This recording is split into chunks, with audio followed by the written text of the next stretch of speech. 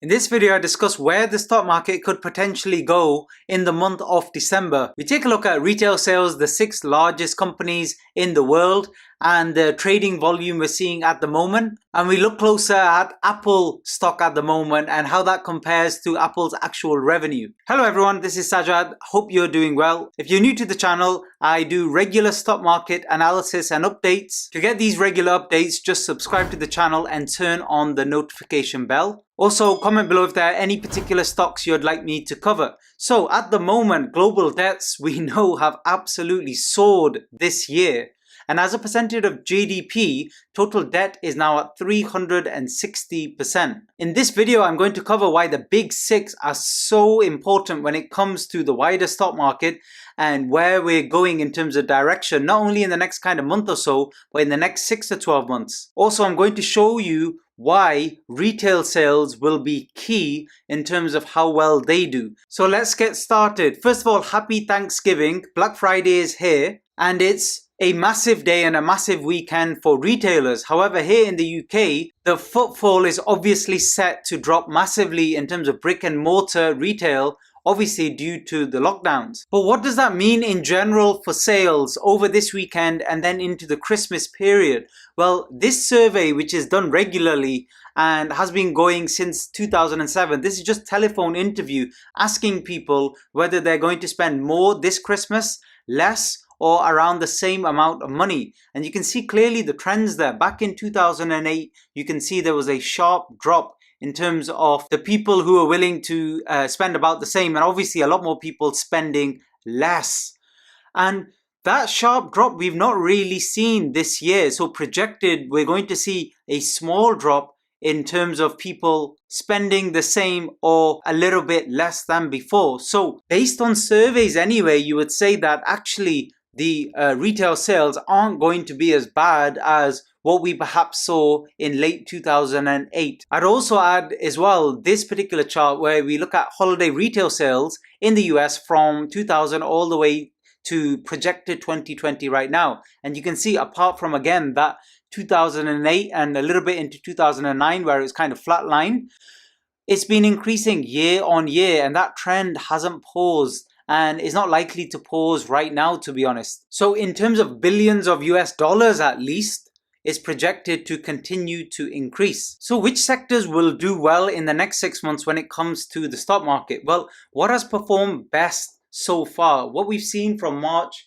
until August here is in that 6-month period, information technology and consumer discretionaries have been doing very well overall as a sector. And what I'm going to show you now is the weighting in the S&P 500 so you can see the difference and you can see why the big 6 have such a massive influence on the stock market. This is the market cap in terms of billions of US dollars, and you can see here there on the far left, Apple over 2 trillion now. So you've got Apple there, Microsoft, Amazon, Alphabet or Google, Facebook, and Berkshire Hathaway as well. And remember, Tesla has been added recently. So just to show you that visually, you can see that Tesla, when it was added, was trading at 419 billion US dollars. You can see that Apple at the top over 2 trillion, Microsoft, Amazon, Alphabet, Facebook. So especially with Tesla, very, very tech heavy stocks in general. So why is this important? It's important because what we see in terms of technical analysis on those particular stocks will be very important when we look at the Nasdaq overall especially and the S&P 500.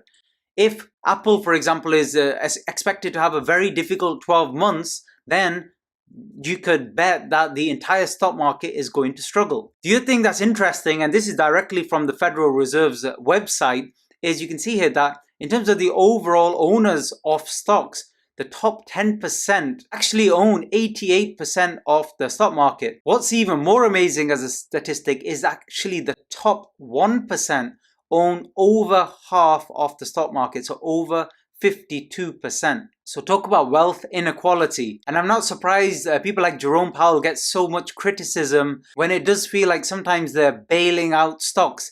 And in fact, it wouldn't be a surprise if very soon, if they had to, the central banks, including the Fed, actually start owning equities. When we have the full-on crash, that might very well become a reality. But anyway, that's a topic for a different video. So in terms of what we saw recently, this is the other interesting thing.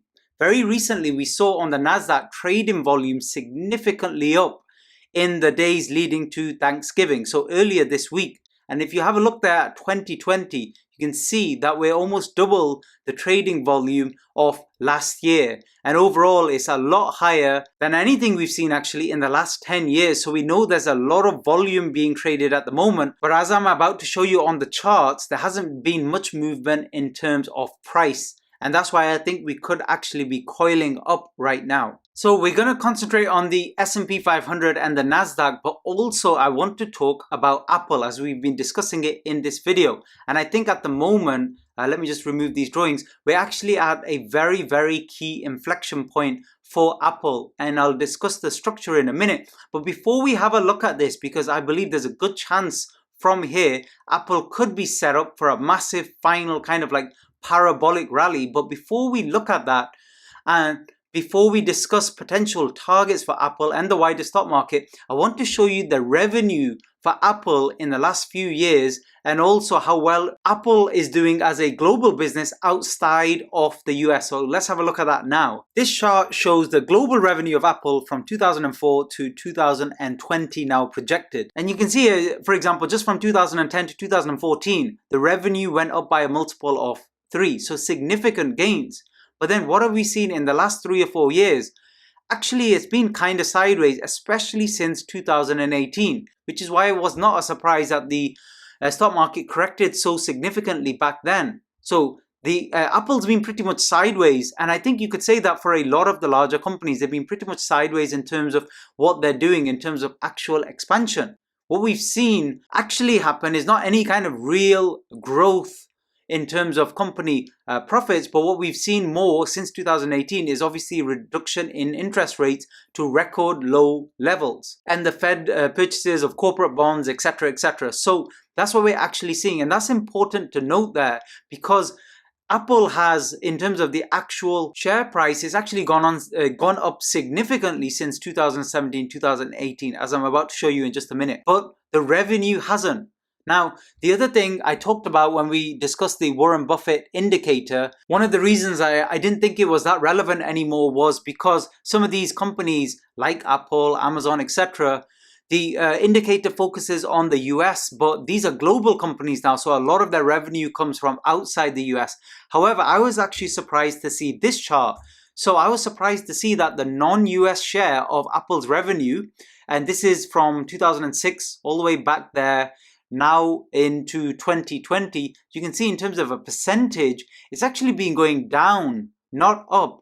That was a big surprise for me. So from around 2015, that's where it peaked in terms of their revenue. And now the non-US part of their revenue, part of that share, is actually under 60%. So that was a surprise. So more than 40% is US revenue. So why is this important? Well, when we're talking about kind of US-China trade agreements and Brexit now looming in a few weeks, we have to now be aware of the fact that these massive companies aren't just continuously growing, even though the share price suggests that's what's happening. There's something more that's going on in terms of monetary inflation underneath, which we haven't really seen yet, apart from in some assets. For example, housing this year, which has been surprisingly moving up in terms of average prices in a lot of countries. Now let's get on to the charts. So let's discuss Apple first, and please don't forget to click the like button if you've been enjoying my technical analysis videos. It really helps me out here on YouTube. So we talked about what Apple was doing back in 2018, and we know the revenue's not changed much, but you can see here, after the kind of restructuring there, Apple was sitting at around 40 to 45, and right now it's sitting at 115 or so. So almost 3 times Apple has increased in terms of the price per share, despite not much happening in terms of revenue growth. And I think that's really, really important. Yes, we've had a bit of an acceleration in terms of people buying online, but remember, Apple is not a company that's particularly leveraged in terms of online sales. In fact, Apple sells a lot of products via Amazon. Amazon should be the big benefactor this year, not Apple. A significant proportion of Apple is, of course, mostly still retail. So that's important to note, because if the price did go down significantly, say next year, that wouldn't be a surprise. I mean, where's the true value of Apple's stock? Not kind of taking into account what's going on with central banks and everything else in terms of the economy, you'd have to say it's generally a lot lower. However, when we look at the structure here, and is this a move from the lows here? What you can see here is we've been consolidating clearly sideways since the high at the beginning of September, and it's been the same for the Nasdaq. We've been going sideways, but this looks like we definitely seem to be falling into a classic triangle here. Now, triangles we tend to get in when it's actually an impulse up, they tend to be in wave 4. Now, whether it's over or not is unclear at the moment, but it could be over or over very soon. But one thing we do know, if this is indeed a confirmed triangle with corrections up and down all the way, which is what it does look like, then what we would be expecting here is a final wave 5 rally up. So from the lows here, it may have begun already. It's hard to say for sure, but we would expect one more impulse move up. And I would expect everything to line up here. If Apple is going to rally up to all-time highs and significantly higher to the 150 level or even 160 level, you would expect Amazon will do the same, Tesla will do the same as they're setting up to do. Let's just have a quick look at Tesla. And I discussed this recently in my Tesla update, and I'll link that up in the top right hand corner if you wanted to check that out, which I did recently. It was the same setup. It was a sideways, what looked like consolidation or triangle, and then it's shooting out. Tesla looks like it's gone already. And by the way, for Black Friday, my comprehensive technical analysis program is currently on promotion. And at the moment, you'll get over 60% off the price of the program. The discount ends on Monday. If you're interested, you'll see the link in the description below. On the checkout page, just add in the coupon code to apply the discount. Now, in terms of the S&P 500, what you can say in terms of structure, it is looking very similar, like it was a sideways structure and we broke out likely from a low here. So let me just take that off. So from here, this might have been the end. So we're now in the beginning stages of a final move. Now, if this is what's going to play out, then we've only just started this final rally up. And I made a video about 3-4 weeks ago about Santa rally. It's not uncommon for the stock market to rally in the Christmas period. Now, retail sales still go well. We've got all of this vaccine news as well. And economies around the world slowly reopening and getting through this kind of second wave. You'd have to say that overall sentiment is good. And a lot of the stocks, the larger stocks and the larger indices, they seem to be all lining up in the same direction. The only issue is once this move is complete, if it indeed is happening, and it's not obviously for 100% certain, it's just, in my opinion, a more likely probability. Once this completes, and again, we can't give time frames, we don't know how long it's going to take to play out, but once this completes around the 3,800 to 4,000 or even 4K plus mark on the S&P, once that completes, that would suggest that this move is over. It's possible at that point that the stock market is done as well, and that's a major top. So that's something just to be aware of. That might be around the corner. So we might, if this happens quickly and we get a fast acceleration, we might be setting up when all the news seems to be good. There's vaccines all over the place. Obviously, nobody's going to be taking them, but even though you've got plenty of choice of vaccines, that might be the time when you start shorting the stock market, when everything seemingly is in control, apart from obviously the massive problem of mounting debt that's actually paying for all of this and paying for this artificial stock market we have at the moment. And if you actually have a look at the short-term price action, you can see here around this resistance level, around 36.50, 36.60. If you could draw a line there, you can see price clearly kind of congregating underneath. Now, we might get a little bit of a sharp sell-off just up to a point here around the 3,500, 3,480 level. That's normal, but then we could actually break through.